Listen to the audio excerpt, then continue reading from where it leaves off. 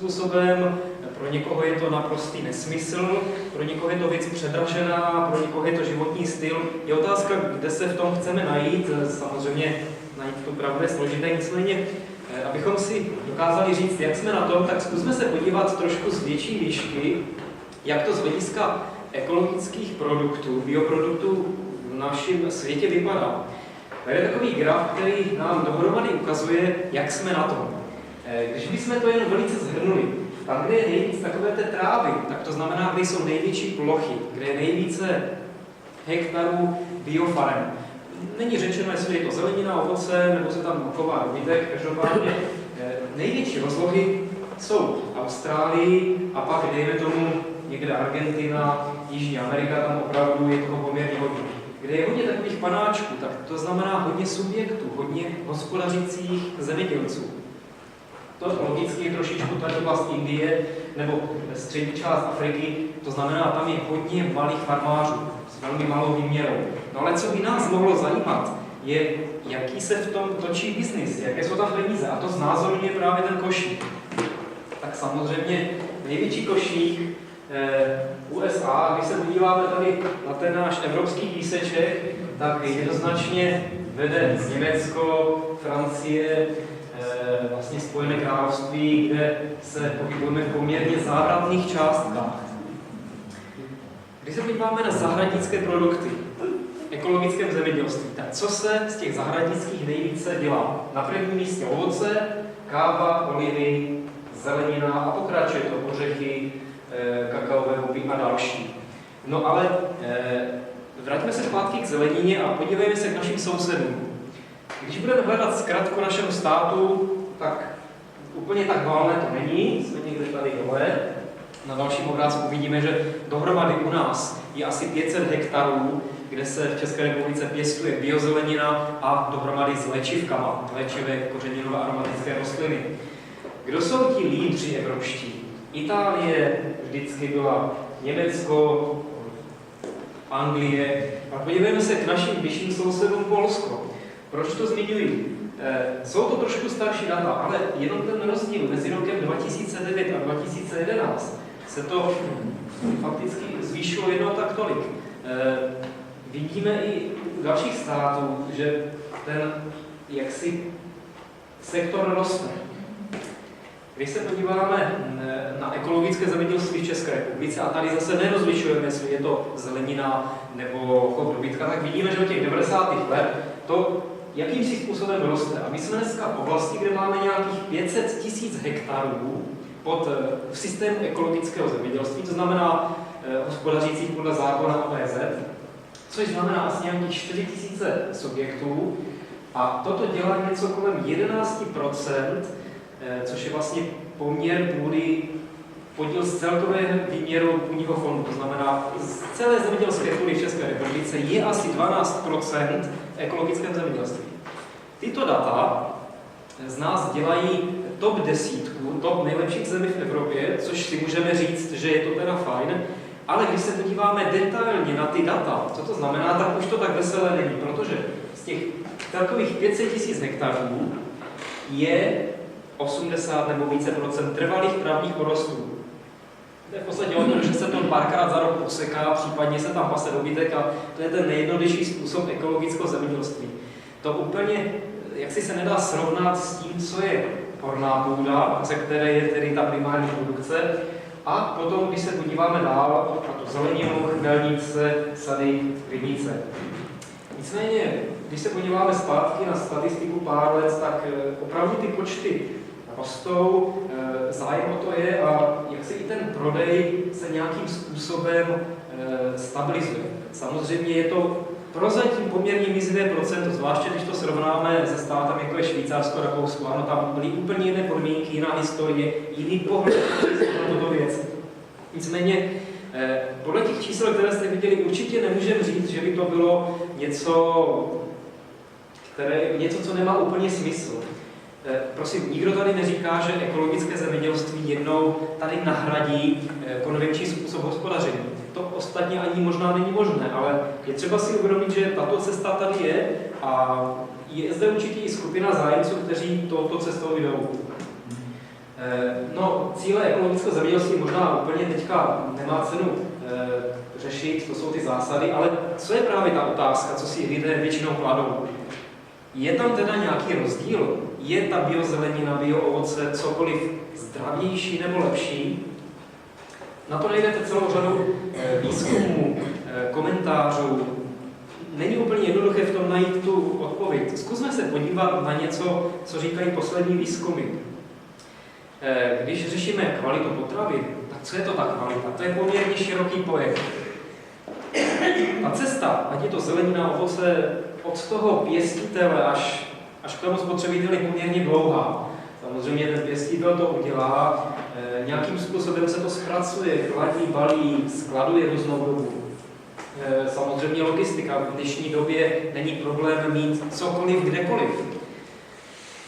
Nějakou dobu to visí na tom obchodě a pak se to až dostane k tomu konzumentovi a ve všech těchto bodech se ta kvalita může nějakým způsobem ovlivnit. Nás tedy bude ale zajímat ta kvalita přímo od toho pěstitele. Když jsme se teda podívali na některá metadata a studie, které hodnotily kvalitu, tak najdete jich celou řadu. Některé říkají, že je to lepší, některé, že je to horší, některé, že je to stejné. Pojďme se podívat na některé zajímavé. Hodnotil se, tak jako většinou se hodnotí vitamíny a zdraví prospěšné látky, tak u vitamínu C a E ne vždycky, ale u celkem značného množství případů byly právě ty produkty o nějaké procento vyšší. Když se podíváme na mykotoxiny, tedy produkty, které bychom tam mít neměli, produkty plísní, tak byl takový předpoklad, že v ekologickém zemědělství se přece nesmí stříkat fungicidy, tudíž tam určitě budou mít houbové choroby a tudíž tam budou i ty mykotoxiny. To byla jakási představa. Ovšem výsledky výzkumu toto naprosto vyvrátili a řekli ne, u bioproduktů i konvenčních produktů je množství mykotoxinů srovnatelné.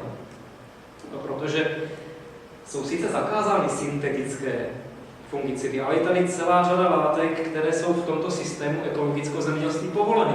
Neznamená to, že můžete se spoléhat pouze na fáze měsíce a na nějaké bylinné výluhy. Celá řada přípravků na bázi sír, mědi, seznam je poměrně velký, které ten ekologický zemědělec může použít. Jsou tam jistá pravidla, ale jde to. Když se podíváme na sekundární metabolity, to jsou takové ty často skloněrované věci v poslední době, obecně antioxidanty, tak hodnotili brambory nebo cibuly, tak tam našli vyšší obsah polyfenolů. Brokolici, více glukosinolátu, taky celkem zajímavé zjištění. U rajčat vyšší obsah karotenoidů. Toto může mít ale i souvislost s tím, že ty rajčata se třeba i nechávají další dobu dozrát. Vzpomeňte, v obchodní síti vidíte rajčata, které byste chutí přirovnali bramborám, to je pochopitelně tím, že dovozová vzdálenost je značná a i ty volené odrůdy jsou takové, čili tam s časem jak si roste množství karotenoidů, když to rozrává, takže to je jakýsi faktor. Když se podíváme na dusičnany, v ekologickém zemědělství se nesmí používat rychle rozpustné hnojiva, ledek, jo, klasické dusičnany. Tak tam by bylo předpoklad, že by tam zvýšené množství dusičnanů v potravinách, což je tedy jaksi zdraví škodlivé, tak by to tam mít nemělo. Ovšem nesmíme zapomínat, že jsou tady statková hnojiva, ty jsou taktéž zdrojem poměrně rychlého dusíku. Takže tady je spíš otázka toho vyváženého hnojení. No, co na to říkají degustátoři? Určitě byla celá řada studií, kde hodnotili, jestli ta mrkev je chutnější nebo ne. No ale ve Vídni si to udělali jinak. Oni se neptali lidí, oni se ptali zvířat. Oni se ptali krys, myší. Těm na úrovni jejich myšlení úplně jedno, jestli je to biopotravina nebo konvenční. Jediné, co je zajímá, jak to chutná a jak to voní. Takže oni měli pokus, kdy vždycky metodicky dali tady červenou řepu, pšenice nebo mrkev. Byla to vždycky stejná odrůda, aby to bylo metodicky správně, vypěstována v konvenčním způsobu a v ekologickém. Byly to 2 misky a vždycky nechali té populaci, ať si vyberou, ať si skonzumují, co sami chcou. Tady vidíte, že vždycky větší část, větší podíl, ten zelený, skonzumovali z té misky, kde se nacházel ten bioprodukt. Takže zřejmě jakýsi efekt tam být mohl. Co se týče technologické kvality, hovoří se často o menších skladovacích ztrátách. Velice často ubrhnou. Když si to představíme takto, zelenina nebo jakákoliv plodina, která bude hodně hnojená, bude tam hodně dusíků, možná i přehnojená, tak ona bude růst rychle, bude vytvářet velké buňky, velké vakuoly a takovéto buňky budou daleko rychleji ztrácet vodu, daleko rychleji prodýchávat, než ten bioprodukt, kdy ta rostlina třeba úplně ty podmínky na začátku nejlepší neměla, takže rostla pomaleji, ty buňky jsou pomalejší, takže tam dochází k menším ztrátám. Když se hodnotily toxické sekundární metabolity, třeba v kořenové zelenině, tak tam zase bylo zjištěno, že právě ta biozelenina díky té své historii, že to během toho pěstování neměla vždycky jednoduché, tak byla jaksi více zvyklá, tedy odolnější vůči těm stresovým projevům, takže se v tomto případě tyto toxické furanokumariny takto nevyvíjely. No a hlavní otázka jsou rezidua pesticidů. Víme, že vlastně v ekologickém zemědělství jsou zakázány syntetické prostředky ochrany rostlin, takže je předpoklad, že ani v těch produktech by to tam být nemělo. Samozřejmě my to nemůžeme říct nikdy na 100%, protože i když se dneska rozhodnete, že začnete být ekologický zemědělec, tak začnete fungovat na nějakém pozemku a ten má svou historii. A někdo tam hospodařil před vámi. A víme, že rezidua některých těch pesticidů zůstávají v půdě i několik desítek let. Dále máte vždycky nějakého souseda. Samozřejmě by tam měla být hranice mezi vaším pozemkem a tím dalším. Ale jako on tam bude aplikovat nějakou chemii, bude vítr, no může se stát. Takže proto je tady jaksi naznačeno, že ty obsahy tam jsou o 90% nižší, protože vždycky tam jakási spolínka pochybností být může. No, nicméně, jak jsem říkal, najdeme celou řadu diskuzí, bioskandálu, jak se tomu dneska říká, o tom, že to je správná cesta, nebo že to není správná cesta. Ale i kdybychom přistoupili na tu myšlenku, že bioprodukty nejsou lepší než ty ostatní, jsou úplně stejné. No proč ne? Normální potraviny jsou přece taky v pořádku. Tak nesmím zapomínat na kvalitu produkčního procesu. To je to, že nějak šetrným způsobem se snažím fungovat a že tam nedochází tak třeba k půdní erozi, k vyplavování veškerých těch reziduí do spodních dusičnanů a že vlastně omezuju ty agrochemikálie v tom potravním řetězci. Tak, toto byl můj drobný příspěvek, abych vás navnadil nad myšlenkou ekologického zemědělství. Samozřejmě vždycky se najdou lidé, kteří nepůjdou správnou cestou. A ono ty skandály se ukážou. Určitě vzpomenete, že byl nějaký bioprodukt, který se tam našlo něco, co tam být nemělo. Ano, ale to je o tom přístupu. Ale to máte ve všem stejné. Je tady zákon, který říká, co máte dělat a je na každém, aby se k tomu postavilo. Tak, tím bych uzavřel tuto část zeleniny a nevím, jestli je vyžadována nějaká přestávka, nebo jestli můžeme pokračovat na oblast ovoce s panem profesorem.